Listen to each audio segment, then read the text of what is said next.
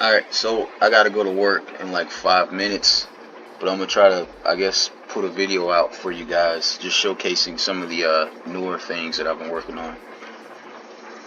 Of course, I'm sure a lot of you guys are waiting to see my Guts character that I'm working on. It's coming along swimmingly. Everybody and their mother knows I put my soul into the art for these characters. For my most outstanding things that I've been tweaking as of recently, I think well, amongst other things, the most outstanding of those things is probably my intro. As you can see, I for the life of me can't understand why the Mugen community refuses to release, well, at least 1080p to 4K products. It's like people are stagnant or we're trapped in this retro sense. When I think since the year 2000, things should have just naturally upgraded to better content. By the way, I'm running this on a laptop that's roughly 5 generations old, so that age-old excuse of we do things simple because laptops aren't strong enough, it just doesn't fly with me. As you can see, the most outstanding or recent thing that I've changed is with Cloud, his background.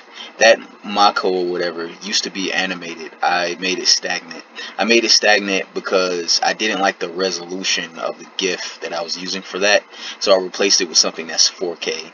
I keep reiterating this, but I'm going to make it adamant. I played this game on a 4K TV, so I need everything to be smooth.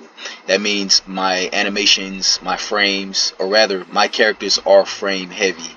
They have to have smooth transition from everything, as you guys can see with this. Something as simple as walking back or walking forward, you'll notice a slight jerk in their movement. Hopefully it's catching it. Of course, this is 60 FPS, but YouTube is limited. From why can't we have high resolution, true high resolution characters and stages? This stage is an 8K stage. It's so detailed, like, dude, I can't explain to you guys how many layers I had to stack on top of each other just to make these woods in the background alone. I'm not even mentioning the zoom function, a lot of the other tweening that's involved with the movement of the trees in the foreground. There's just a plethora of things that I've introduced to the Mugen program that people blatantly, I guess, shunned me off and told me that it's not feasible. That's not the only thing that I've changed with my cloud. Also, you'll notice for my screen pack that I've edited the life bars. Now, when you take damage on the enemy, the life moves in appropriate direction. If you watch Guts life bar, you'll notice that it's moving towards the center now. That's something that I researched and I found that gamers prefer. So I oriented everything towards the center. Of course, I also put the time limit there too. There's a ton of things I could go over with you guys. The most outstanding probably being head tracking and etc. I've also integrated a materia system into my cloud, which I will be showcasing really soon, which will require me to edit my title screen. Um, there's so many tweaks I've made that I can't even explain it. I've edited my act files, or rather my SSF files, to have a better Tifa. I'll show you guys the Tifa. I can't really explain that properly. But that's just the start of what I've been doing for this program, you guys. But that Tifa intro, for those of you who've seen my previous videos, she wasn't asymmetrical in that intro. I went back and actually tweaked every sprite and made her look appropriate. Again, this is going to be a short video, preferably 5 minutes long. I have to go to work in a minute or two, so I don't really have a lot of time.